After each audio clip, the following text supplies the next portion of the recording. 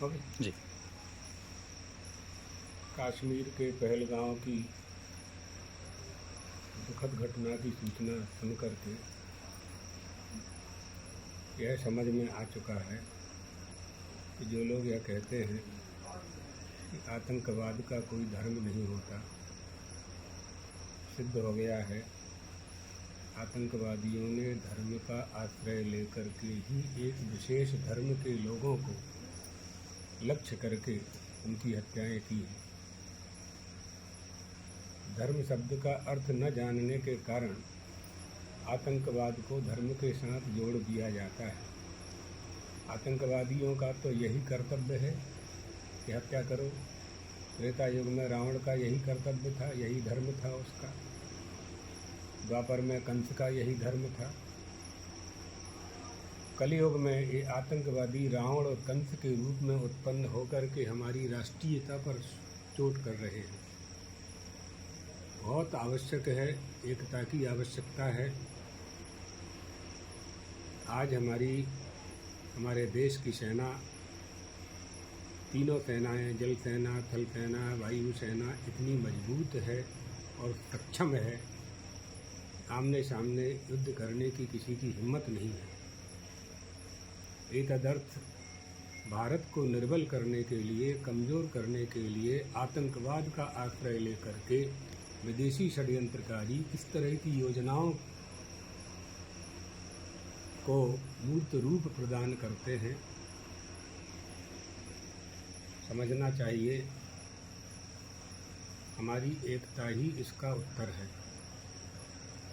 समस्त हिंदुओं को दलगत राजनीति से ऊपर उठ करके एक होना चाहिए और यही उनके लिए सबसे बड़ा मुंहतोड़ जवाब देने जैसा होगा। हम चाहते हैं कि हिंदू समाज, सनातन धर्मावलंबी, हमारा धर्म सनातन धर्म तो मानवता, वसुधैव कुटुंबकम की अवधारणा को धारण करता है। किसी के प्रति देश की भावना हमारी नहीं होती है, लेकिन हमारी सुरक्षा करने का अधिकार तो हमें होना ही चाहिए। जैसे स्वतंत्रता का अधिकार हमने प्राप्त किया, तो धर्म पालन की भी स्वतंत्रता हमें होनी चाहिए। आतंकवाद से युद्ध करने के लिए हमारी एकता ही सबसे बड़ी सफलता की कुंजी है। एतदर्थ भारत सरकार, स्वयंसेवी संस्थाएं, हिंदू धर्मावलंबी और मुस्लिम मजहब वालों से भी हम अपेक्षा करते हैं कि इस समय उन्हें आतंकवाद के खिलाफ बोल करके अपनी भारतीयता सिद्ध करना चाहिए। किसी को भी भारत में निवास करने वाले किसी भी समुदाय के व्यष्टिगत या समष्टिगत किसी को भी यह अधिकार नहीं है कि वो आतंकवादियों को प्रोत्साहित करे। हम लोग अध्यात्मवादी लोग हैं।